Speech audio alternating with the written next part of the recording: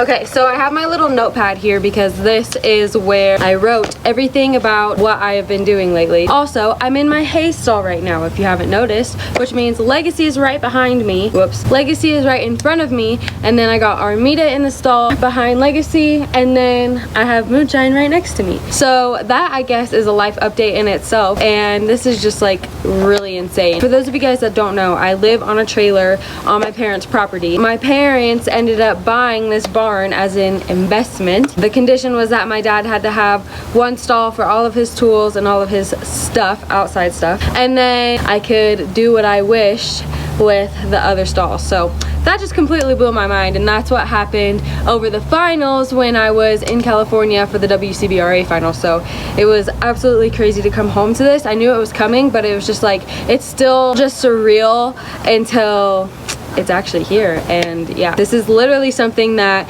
I've always dreamt about, and my mom has always dreamt about, and so it's crazy. It's not like a full-on barn, obviously, but I literally only had a dirt lot to work with, and so the hot days were really extra hot and the cold days were really extra cold, and this is gonna make it just a little bit nicer, and so that's really exciting. But I do want to do a barn tour, and I want to show you guys. It's not obviously gonna, like I said, it's not much. It's like, it's technically it's a mare motel, but I wanted to show you guys it because I'm really excited about it, and a couple of you guys did request to have a barn tour, so I think I should probably do that. That is for another video though. This one, like I said, I wanted to mainly do like a life update, and that includes horses and stuff like that. So just because it's not show and barrel racing, that doesn't mean I'm not going to talk about it, because that's literally my entire life.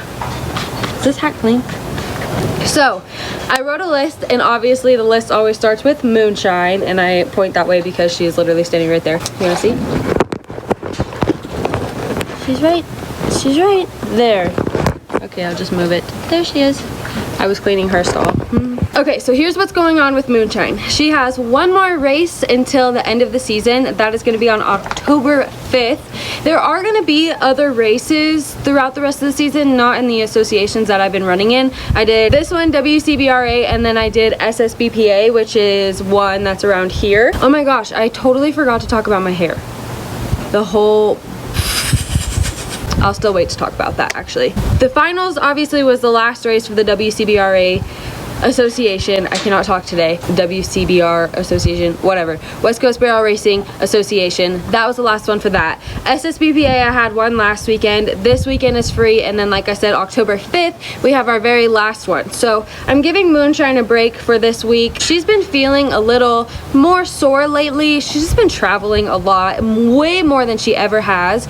So that's a lot different for her. So I'm trying to give her a break wherever I can, and then after this last race, I want to give her a really long break. That's why I'm definitely hesitating on going to other races, because like I said, there are some other ones locally around here, but not within my association, so I'm not sure if I'm going to take advantage of those. The thing is, here in Nevada, it's way different than in Texas, and I can say this because I lived in Texas for a very short period of time, but it was very obvious and apparent that you guys have races. I say you guys to you who live in Texas, one of you lucky ones, because you guys have races throughout the entire year, 24/7, every day of the week, and around here we just don't. And so it is really important for me to take advantage of the races that are happening before the season is over, because once wintertime comes, the whole season just closes. With that said, that does lead into other exciting news, which if you guys follow my Instagram, you pretty much know like all of this. But the other exciting news is that Legacy, and also if you've been watching my YouTube channel, you know who Legacy is. I've talked about her before.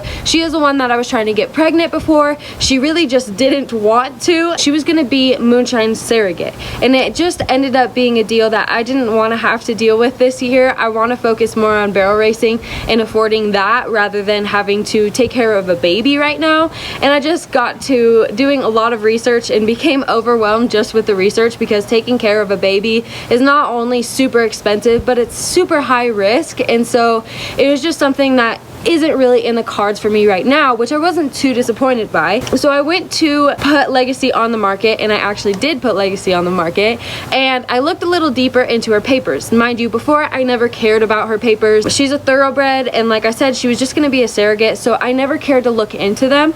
But once I had them in my hand, I was like, I'm gonna do some research. And it turns out, between her parents and her grandparents, Legacy's family has won millions of dollars, and I was just really taken back by that because I knew that she was a nice horse, but I didn't realize that she was that nice. And then I ended up looking into her past and ended up finding out that she is a champion jumper, and that she's also had a little bit of her hand in the barrel racing and the pole bending and that kind of stuff. All of this absolutely blew my mind because, like I said, not something I ever paid attention to before. With all of that said, now we're fast forwarding to today. I took her off of the market, and my plan is actually to make her into a barrel horse. Mind you, again guys, I have never really been a barrel racer, like not to the point to where I did really deep and heavy research about barrel racing. It always was about goat tying and that kind of stuff, never really about barrel racing. So this is all still somewhat new to me. But thoroughbreds, which some of you guys are gonna say duh,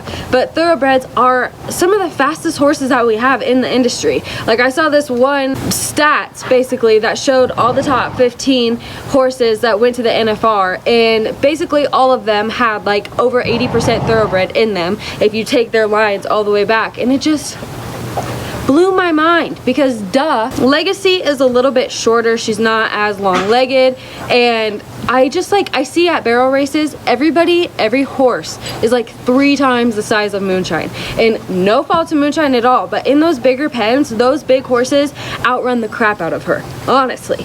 And so I really just needed a new prospect for 2020 anyway to kind of give Moonshine, there's Pecos. Hey bud. But I just needed another horse anyway to get me through next season, and I'm also a 21-year-old girl with 3 horses, so I don't have the most money in the world to just spend on a pro rodeo horse or something that's gonna get me there. And so it just seemed like everything just fell right into place with Legacy, and the fact that she is a really nice prospect that could end up being a really nice barrel horse.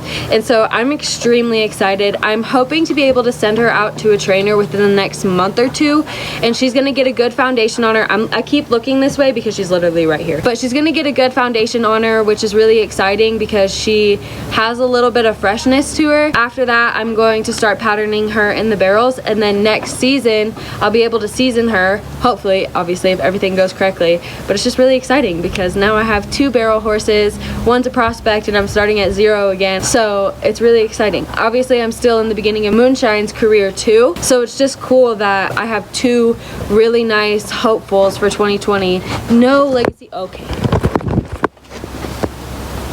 this is what you guys are on right now.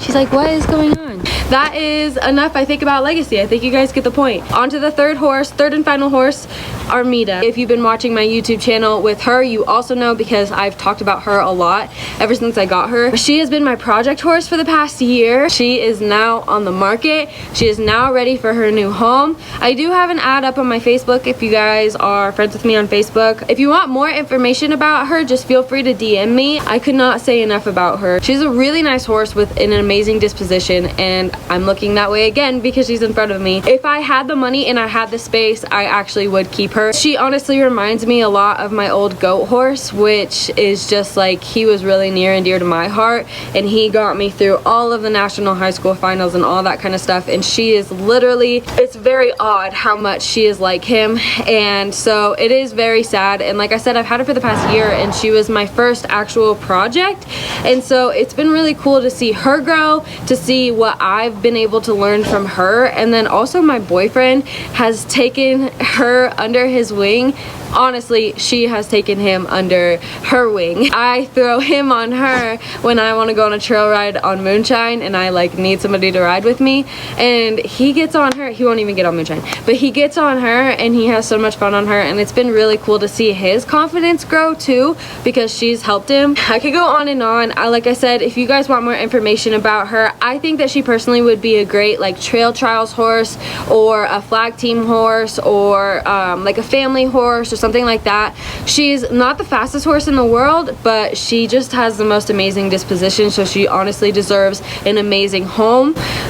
Like I said, if you guys want more information about her, I will give you that information because she's a really nice horse. I'm also located in the northern Nevada area. So now I want to get off the topic of horses a little bit, and I just want to talk about my home life, which is actually really cool. I already talked about the barn and stuff like that, and that's pretty much what we've been doing mostly around here. I technically have a third to maybe a half an acre to play around with, and so we've been doing a lot of renovations lately. We replaced the floors in the trailer. We're planning on doing other renovations and stuff like that in the trailer too to make it really nice because we want to flip it eventually. Around this property, like I said, they did the barn, which was just huge for this entire property because it just makes everything so much nicer, especially getting ready for winter time because winter does hit hard around here. Another really exciting thing is that I actually have a studio being built right now.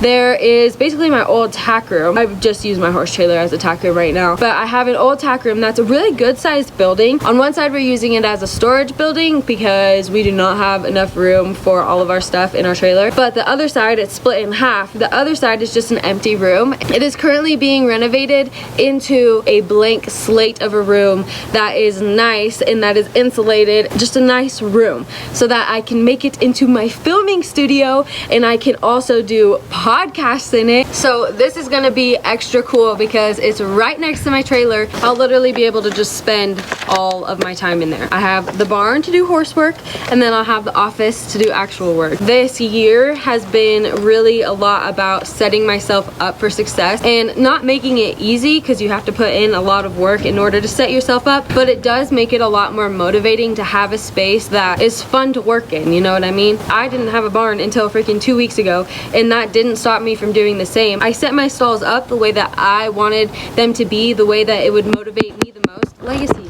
We've just been doing what we can to make sure that our home feels like home and that it's a place that we can really work and dive into building our empire. That is probably like the biggest thing that I want to show you guys. The trailer and all that kind of stuff. I want to give you guys a full tour of all of that so you can finally see my dynasty where I live. The next, and I guess it'll be the final update for right now, is my barrel racing planners, which if you guys have been following me for any period of time, you know that this is pretty much my absolute baby for the past 6 months, 7 months now. I have been working on and building a barrel racing planner. This is something that I actually released last December. I took it off of the market in April so that I could redesign it and make it really the way that I wanted it to. The first ones were a really good, useful planner, but there was just some things that I wish that I would have changed, and I feel like that's all part of a business and stuff like that is evolving. So that's what I did, and it ended up taking a lot longer than I had anticipated,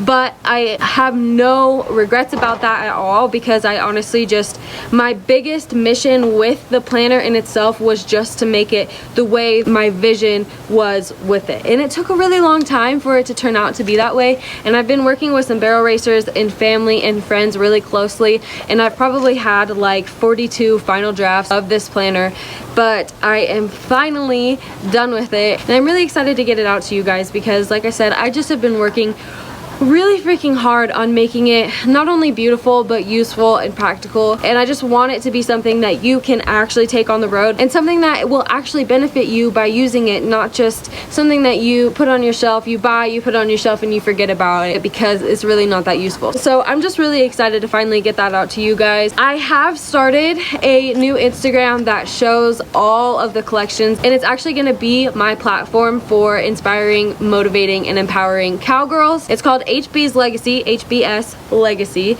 and you can go follow that on Instagram right now. This is actually the first time that I've ever announced this to anybody. I have been working on it behind the scenes. This is going to be basically like the hub of the planners and eventual products and collections that I release out, and since it has to do with pretty much like what I do, and my life mission is to become the best cowgirl that I can be, I wanted to start a platform that like represented that mission and that legacy that I want to leave behind so that other people could also do the same. So I think that's like the last life update that I have for you guys. That was a complete mouthful.